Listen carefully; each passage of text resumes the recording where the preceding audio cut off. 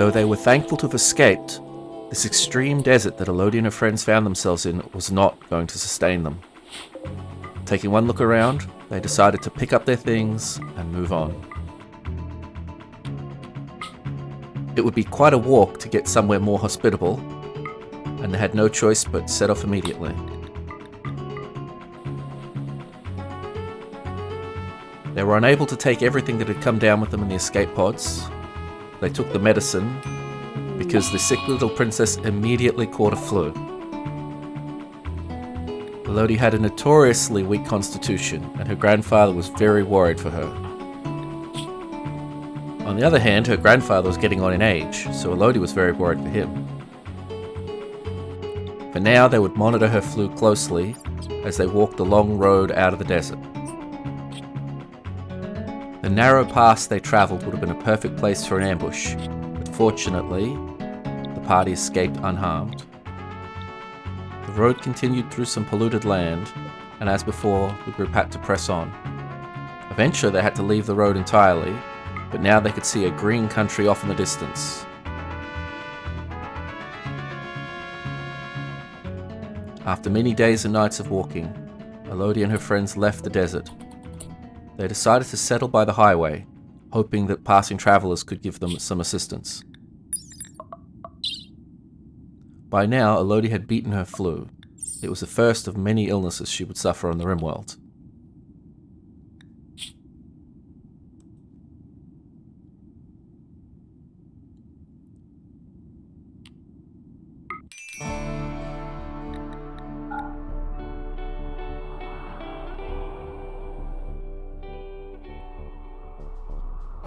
Although the lands were not as verdant and inviting as Elodie's homeland, they at least could make a base here for a short while.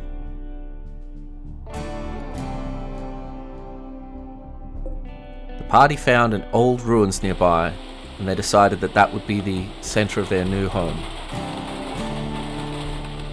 They got to work quickly, felling trees, putting up roof. The wise old grandfather knew that it was vital that no one ever eat without a table.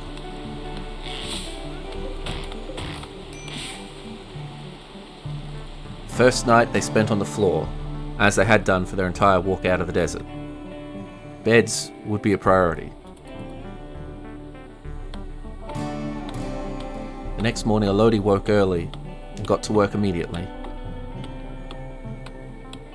The little girl was not used to putting in long days of hard work, but she didn't want to let her friends down.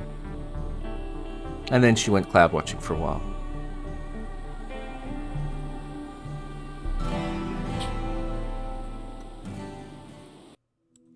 As Elodie laid there, the pampered princess wondered how she, her grandfather, and her bodyguard would ever make it off this world.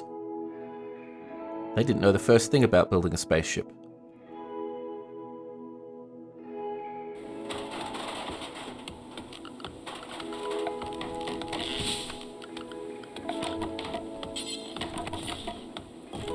Still no beds, but at least more walls, more roof, and more doors. It still looked like an old ruin, but it was becoming more secure by the hour.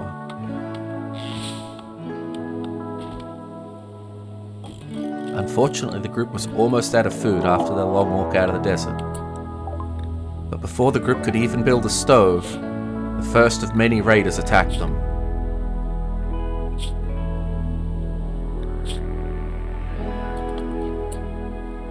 Fortunately, he was not well armed, but neither were our heroes. Another raider fell from the sky, but that was of less concern for the moment. Hugh opened up with the unfamiliar weapon they'd taken from the enemy spaceship. At this point, he was not particularly good with it. Meanwhile, the old man, with a spring in his step, tried to keep the raider busy. It looked like the lump of wood in his hands might need to resolve this matter. A few bullets went into the raider, enough to slow him down. But eventually, the log did it.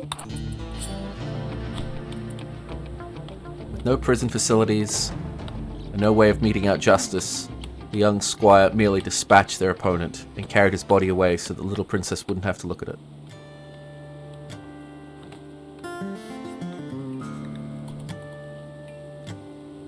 The second man that had fallen from the sky, perhaps in some elaborate two-pronged ambush, was also finished off, carried away. Elodie would probably not approve. Hugh got to work digging some steel, while Maya and Elodie spent some time together as they prepared some ground for farming.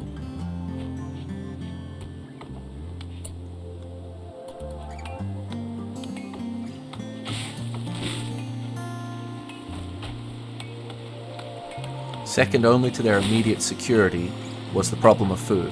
The group had eaten almost all their supplies on the walk out of the desert. There were animals nearby, but some of the animals were looking at them as food. Maya did not like having a cougar that close to Elodie.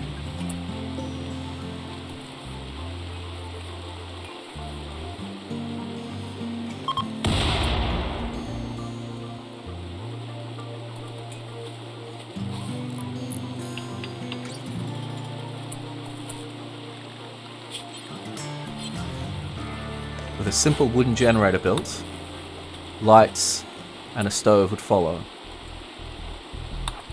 It was time to deal with that cougar, who immediately seemed to lunge for the little princess once shot.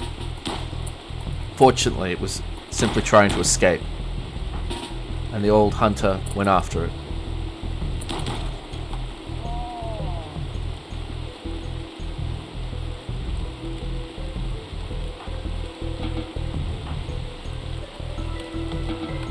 Elodie got back to work. It was hard work felling trees in the rain. Meanwhile, Maya chased down the cat. The thought of it mauling the little princess was too much to bear. Also, its meat would give them something to eat. If he could catch it.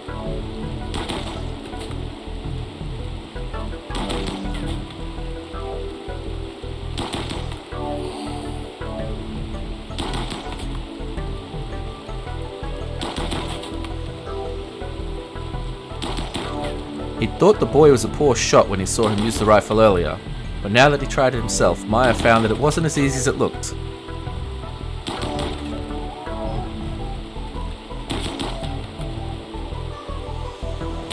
Luckily for him, the cougar couldn't really decide whether it was going to attack or flee, and just sort of bounced around.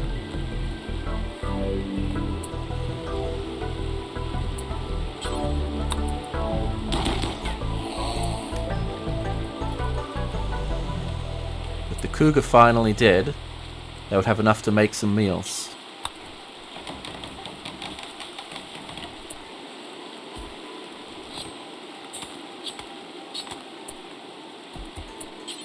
Elodie took it upon herself to gather as much meat as she could from the cat, although she didn't particularly like the fact that they had to kill it.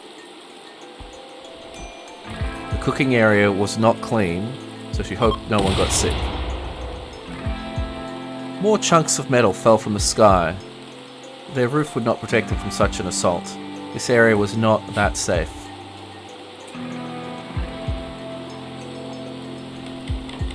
Going to the second day at their new base, beds were definitely a priority. The old grandfather whipped up a few, while Elodie went back to work on the farm.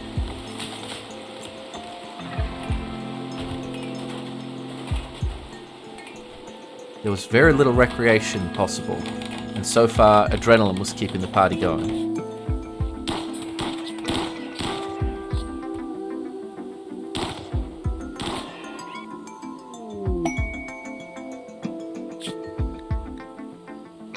A poor child wandered up to the camp by the road, begging for medicine.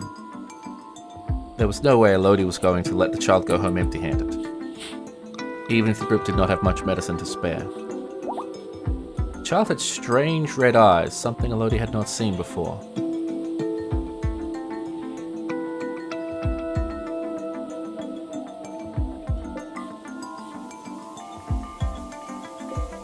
Plans were made to make the ruins more livable. While Elodie's desire was to go home immediately, they were not sure how they could possibly achieve that. A message came through of some important person being chased and wanting their assistance. The good-hearted lemons would of course do whatever they could to help.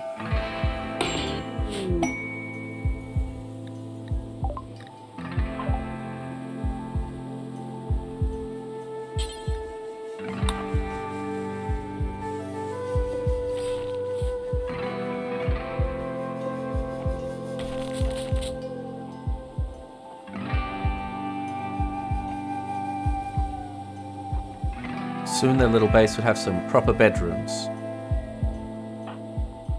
But in the meantime, they had to deal with this noble who was apparently being chased by some foul beast. When he said he was being chased by a cat, Maya had assumed it was something more akin to the cougar he'd shot before. When the furious house cat appeared, Maya could only sigh. Still, the cat did look very angry, and it had to be put down. When the noble said he would be rescued by ship, Elodie asked if he could take her and her friends with him. He declined. She was sad at first, but then, after a little bit, she felt really, really good.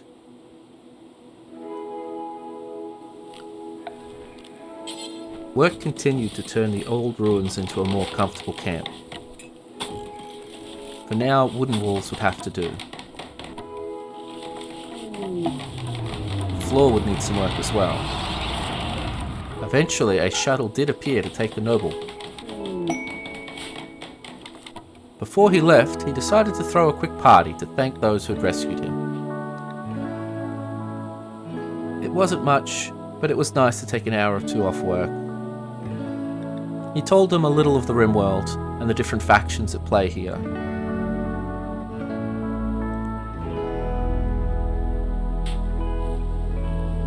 As she worked in the field, Elodie watched the noble leave in his new shuttle. One day, the Lemon Party would leave this place as well.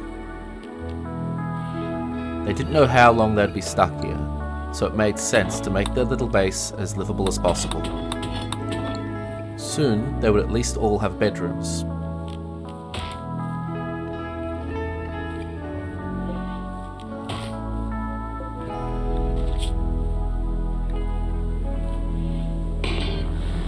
The same faction which they had just helped returned to grant some minor title to the little princess.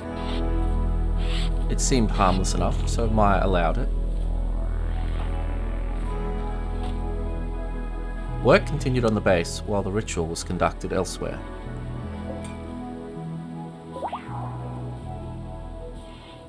The little base had no method of refrigeration. At the moment they were largely eating what they had hunted that day, but if there was any interruption in their food supply, this could prove fatal.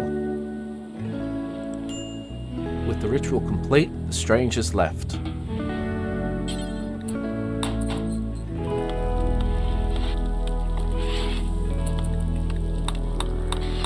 And one of them seemed to get lost for a while. Despite the challenges ahead, Elodie was feeling very good.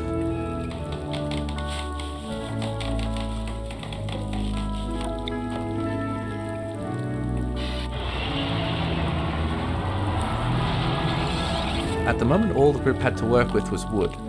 Soon they would need to start cutting stone.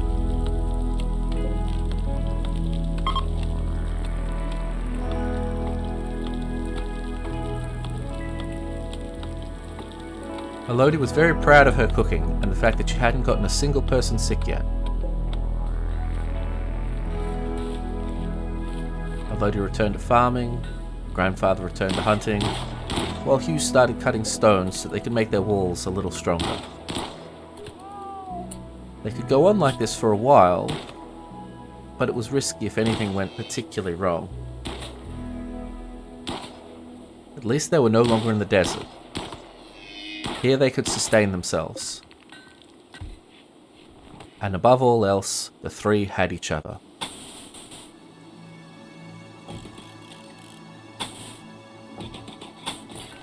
The next upgrade to the base would be to patch up the broken stone floor.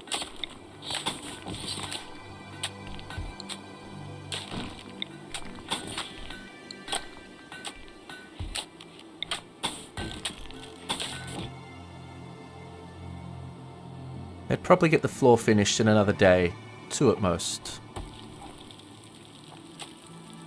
The rice still hadn't grown, so they were still only eating whatever the old grandfather could hunt.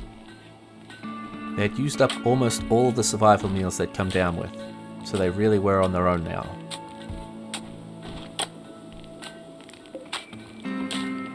While they waited for the rice to come good, Elodie began to plant some corn, which immediately caught a blight. At least it was the corn and not the rice. If their rice crop had gone, they might have been in more serious trouble.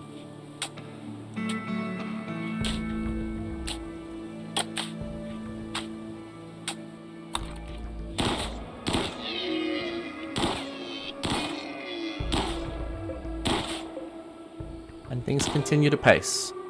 Hunting, a little building, more farming, as the group settled in.